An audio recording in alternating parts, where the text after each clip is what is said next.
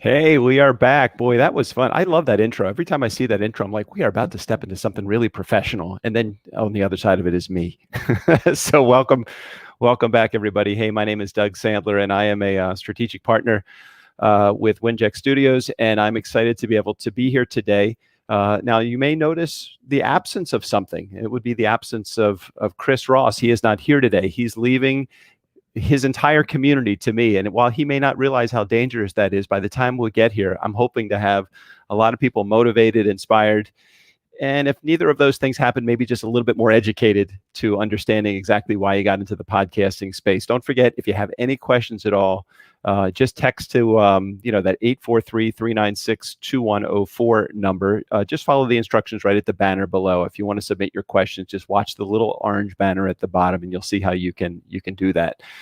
So I wanted to share a little bit about my story and the beginnings of why I even got into podcasting to begin with, to see if there is something relatable that's in there that maybe you can take away as a, hey, if this guy can do it, I know that I can do it too. So I started podcasting in 2015 at the tail end of a book launch. So I had written a book called Nice Guys Finish First back in 2013, 2014. And I was struggling to find a publisher, but finally was able to find a publisher to publish the book. And at the time, I didn't have a way to promote the book. So I used the idea of podcasting. I thought, hey, this would be really cool. So I approached a partner of mine, or a friend of mine at the time, now my partner, Strickland, and I said, hey, I want to launch a podcast. Would you be willing to help me put this together?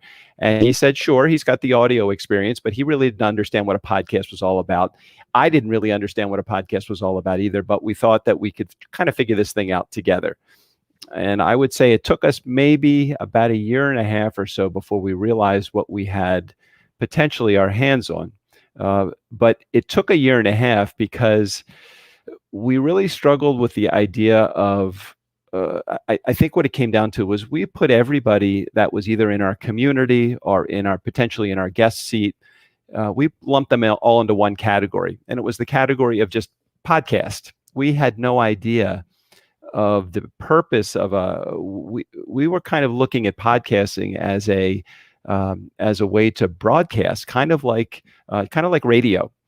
And I think that if you're getting into podcasting and you have a great message, and I think oftentimes that is where people begin and end. I have a great message. I want to be able to share it with the community, but I don't really know where the community is. So I'm just going to get out there. I'm just going to start talking.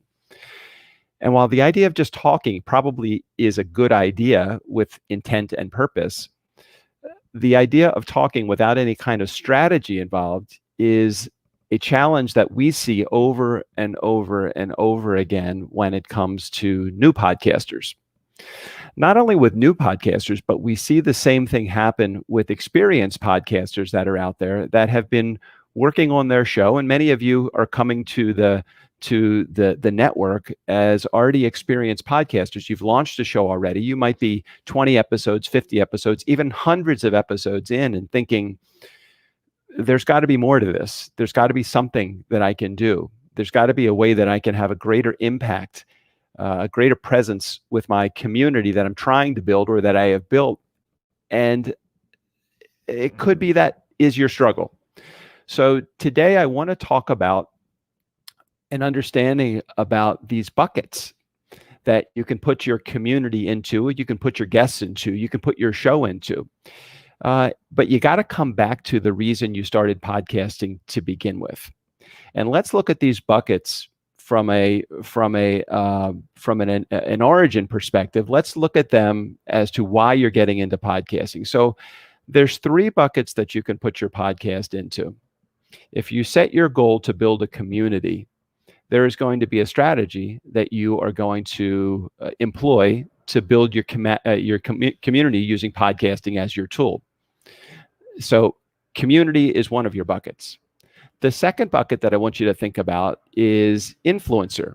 If you want to become the go-to resource in your industry, the person, the thought leader, the person that everybody is looking to help them kind of work through their problems, and you want to be the person that people are looking at, so you want to become an influencer, that is a second bucket. So we have community, we have bucket number 1 is your community bucket. Bucket number 2 is your influence bucket.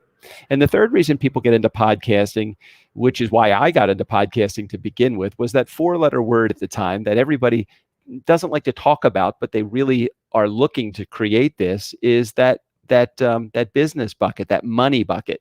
So money can come in the form, it can take many forms when it comes to podcasting. It can come in the form of advertising and sponsorship dollars. It could come from selling services to your community. It could come from developing joint venture partnerships or having affiliate relationships. So those are just 4 ways in which you can start to monetize your show. The challenge that we had, and the reason it took us 18 months to understand and to begin to be successful at podcasting, to whatever degree success is measured to you. For me, it was measured in how much money can I make from my show. And 18 months in, I had made nothing. No money had come from my podcast. And it wasn't until I realized that I was lumping my podcast into a single bucket, and that was the bucket of, I want to do all of those things. I want to build community. I want to build influence. I want to make money, but I didn't have a specific strategy. So here's what would happen. We would have somebody come on the show, and some big names came on the show because I was tenacious with my requests to guests like Arianna Huffington and Gary Vaynerchuk and John C. Maxwell and Jeffrey Gitomer, just to name 4 of them. I was tenacious with my request. I just, anytime that I saw somebody was promoting something, I'd go after them.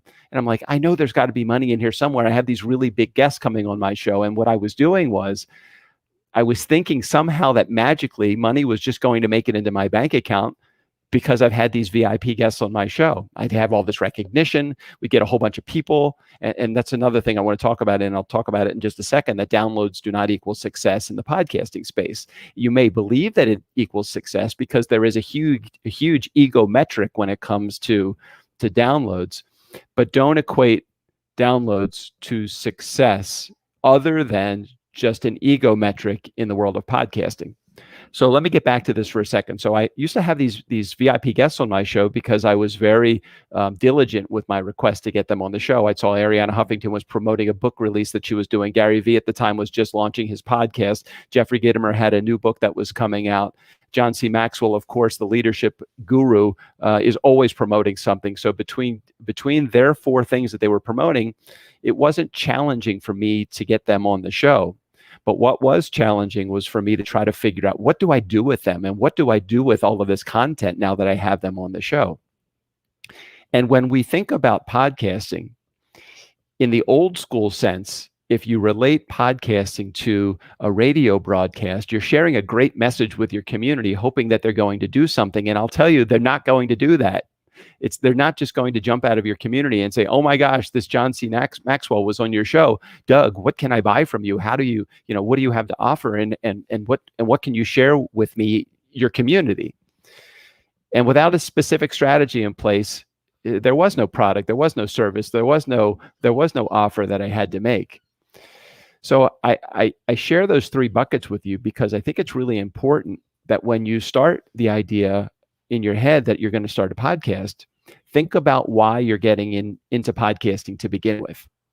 And if your idea of starting a podcast and your goal of starting a podcast is related to building influence, a byproduct eventually of building influence, yes, will be that you're going to grow a community, and yes, you will make money podcasting. But in the beginning stages, if your goal is just to build influence, then I would tell you to go full steam ahead and find each one of these VIP guests that you can put on your show.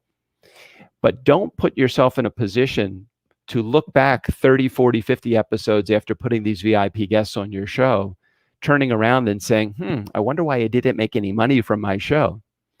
If your purpose was not to make money and your strategy was not to build your bank account, those VIP guests serve the exact purpose of why you had them on your show, and that was to build your street cred and use that ego metric to your advantage. There's no 4-letter word in ego. There's no 4-letter word in money. Just know why you're getting involved in podcasting to begin with.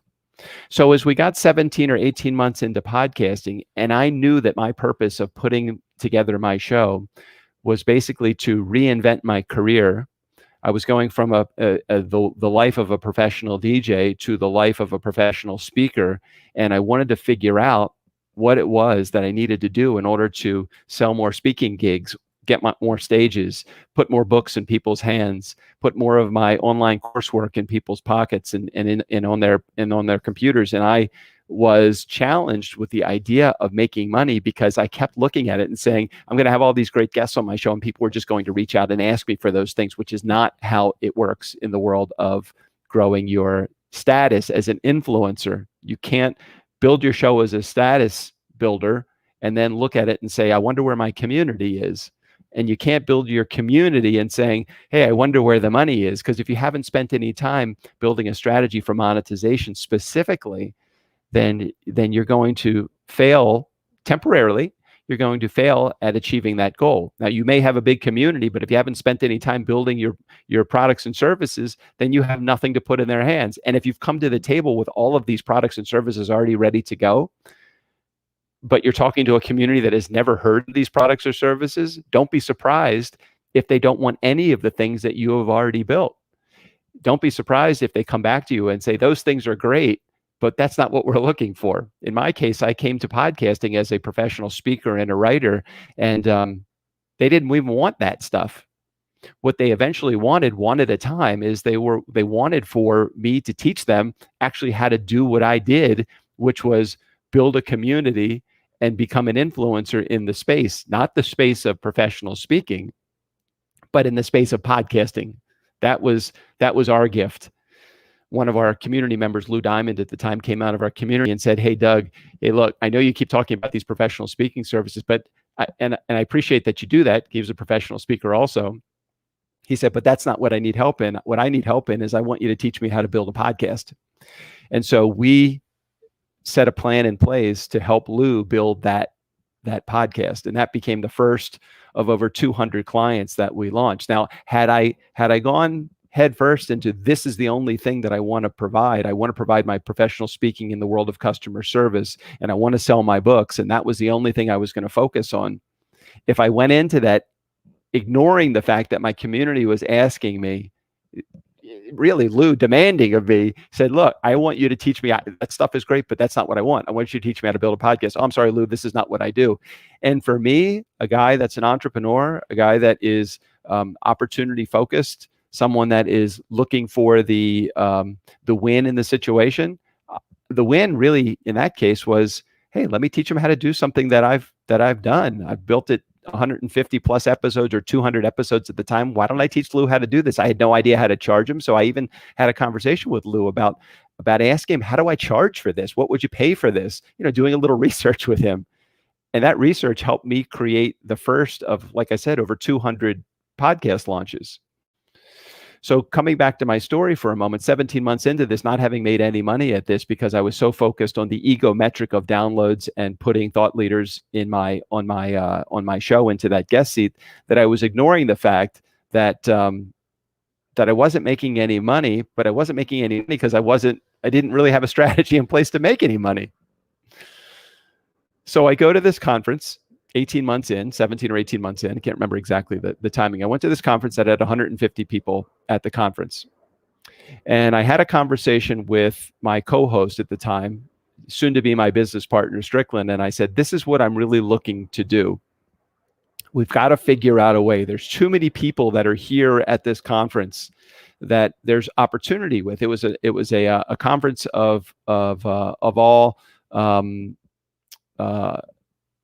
new startups, people that had in the entrepreneurial world, trying to put together their message, really creating their offer, understanding who their market is a little bit more clearly than somebody that's completely brand new. And I'm like, there is opportunity in here. I just don't know where the opportunity is, but there's an opportunity to make money. So literally in 30 minutes, after 18 months, in 30 minutes of time, we developed a strategy, a monetization strategy. In our particular case, it was a monetization strategy for turning guests into clients. So keep in mind that there's many ways that you can make money podcasting. You can share your message with your community, and hopefully your community will buy the stuff that you are pitching to them, or they like your message enough to reach out to you and ask you to provide a service to them. That's one way. Joint venture partnerships, as I mentioned earlier, was another, where you have actually somebody in your community or in your guest seat that you have built a good relationship with, enough of a relationship with that you could say, hey, I want to figure out a way for us to do a project together. You could make money, monetize through affiliate relationships, where you actually have someone come on your show or somebody introduce a product or service that's closely aligned to the product or service that you offer, and share that message and specific unique link with your community. So every time they click that link and buy the service, you get a small piece or a large piece, depending on your relationship with that affiliate. So that's affiliate relationship. But those weren't really the thing that we wanted to try.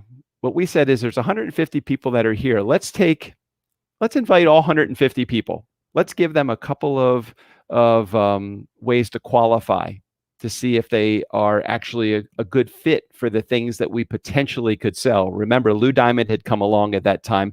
We taught him how to build a podcast. So we took that idea and we said, instead of waiting for someone from our community to ask us about the idea, let's go out to our community, or in this case, that conference. Let's go to that conference and let's see who at that conference would be a good fit for the podcasting space, just to start and launch a podcast. But we knew 150 people, there's no way I'd be able to fit 150 people on the show. So we had to figure out through some qualification who was actually a good fit for the products and services that we had. So we gave them a few hoops to jump through. We wanted to make sure that they followed rules. Of course, we want to make sure that that people are qualified to not only buy what we have, but they can follow instructions too. So our rules were simple. We came up with a handful of what we call, my show is called The Nice Guys on Business. So we have our nice guy rules, and those nice guy rules helped us to qualify. Of the 150 people that were there, I actually got to meet 118 people at that conference. Of the 118 people that were at the conference that I met, 40 of them jumped through the hoops and were qualified to get in that guest seat. Again, I had an opportunity. Why not look at the opportunity for me to put my products and services into the hands of those people sitting in the guest seat, not necessarily the faceless, nameless people that were in our community that we really didn't know. And I'd spent 17, 18 months trying to work this process, not really understanding this, thinking, I don't even know who is in my community. So we took a shortcut to finding out who was in our community, and we put people that we thought would be in our community, we put them in the guest seat. So the 150 people narrowed down to 118 people that I met, qualified them through some hoop jumping. 40 of those people were able to qualify. Of the 40 people, we interviewed all 40. I interviewed all 40 people in the course of about 30 days. And in those 30 days, 7 of those people bought a service for $5,000 a piece. That service was that same service that 𝗚𝗓𝗪𝗏 helped us create through his process of launching his podcast. We're thinking, what would you pay for something like this? And in 𝗚's particular case, he helped us to develop, along with my partner Strickland, he helped us to develop the price point for that. So as we started to go through this entire process of qualifying those 40 and putting our services in the hands of 7 at $5,000 a piece over the next 30 days, and the deliverables included in that, over the next 30 days, those 7 clients were worth $35,000 to us. So we literally went from $0 monetizing our show to $35,000 the next month. Now, it's not easy to sustain that kind of growth for as long as you possibly can, month in and month out, doing 30 interviews in the course of a month. But we wanted to really put that system into the fast track. So now, instead of doing 30 interviews a month, we whittled it down to, well, we're going to try, let's see if we can do 3 interviews over the course of a week. So 3 times 4 is 12. So we whittled it down to about 12, 13, 14 interviews through the course of the month. And those 12 or 13 developed into 2 or 3, which was totally sustainable growth for us. And we discovered that the seed money, the $35,000 that we made at that conference where we met the 118 people, qualifying to 47 of which became clients, that became an entire process, entire system that we put together called our guest to client strategy. So as you think about your journey into podcasting, think about the reasons why you are getting into podcasting. Think about it in terms of, are you looking for the ego metric? Are you looking for your downloads? If your goal, if you're an experienced podcaster and you're watching this, if your goal is to just get it as many downloads as possible, great. But understand on the other side of that, that money may not be the end result of that ego metric. And it's great to be able to check the analytics, and it's great to be able to get on Libsyn or whoever is your host and go through them and understand that, hey, you've seen the growth, and that's terrific. But until you start to put that strategy in place for actually how am I monetizing my show, we monetize it through that guest to client strategy. But there are many people that may be listening to this right now and thinking, well, I want to monetize it through affiliate relationships. Awesome. Put together a strategy that how do you interview as many of those affiliate relationship guests as possible? Or what call to action can you put on your podcast to create a relationship with somebody that's in your community so that they can hear what you actually are doing on your show, so they can hear what your goal is. If you don't tell your audience your goals, if you don't share with them who you are, then you're really just a talking head sharing content that a guest is going to be bringing on, or you're monologuing. And while that's good to be able to share great content, you've got to share who you are. You've got to tell people what you're all about. You've got to share even if especially if it's a business show. If you have a business show, if you're entrepreneurial based, if your whole mindset is around the growing your business, and you're not sharing with your community your struggles, I really feel like you are missing a key opportunity to share some relatability with your community. So again, the 3 buckets, let's just review them just so everybody is good with them. So remember, you have the community building bucket. So if your goal is to build your show or your community through your show, you have got to put a strategy in place to help do that with your show. Community building is absolutely something that you can do. If you want to use your podcast to build influence, you absolutely can do that. The ego metrics are right there. Big time guests can come on your show. You can invite them. Everybody has something to promote. And when they have something to promote, and there's tons of people that are out there in your space that are launching books now. They have virtual summits that they're doing. They're doing giveaways. Align yourself with a VIP. Figure out who in your community is someone that you want to get to know a little bit more closely. And it doesn't have to be hundreds of people. It literally can be a half a dozen people. I've built the influence of our show and my influence probably exclusively on 5 VIP guests that have come on my show over the last 6.5 years. And I've done 1,200 episodes. So if you think about it from a percentage, it's let's see, 10% would be 100. It's less than 1%. Less than 1% of your guests can be a VIP, and you could still hit a home run with your influence building. And then the final thing, the reason why we actually got into podcasting, as I said, was to make money. It took us 18 months. Those that are starting podcasting right now does not need to take you 18 months. Become a part of the Winject network, and you can see how much more quickly you'll be able to build that instead of 18 months. Based upon the knowledge and the skills and the mistakes, more importantly, the mistakes that we have made over the years.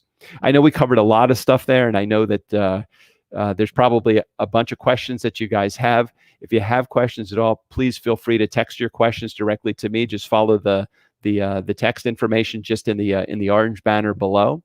And next week, we'll be back with a lot more information, maybe get into the guest to client strategy a little bit more, maybe answer your questions specifically, any of the things that you want to know about. And I'm happy to share those with you. So thanks so much for sharing again. We appreciate you all being here, and I will see you again next week. And not sure if Chris is going to be here next week with me or if it's going to be one of my team members, but we will be here and we'll be sharing and imparting our podcasting wisdom upon you. Thanks all for sitting in again. And from Los Angeles, California, it's real sunny outside. I'm about to go see it a little bit more.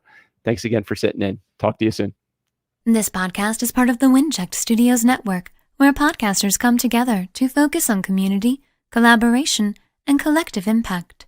For more information on how to apply to join the network, go to www.winject.studios. www.winject.com. That's WINJECT.com. If you're ready to make a difference through podcasting,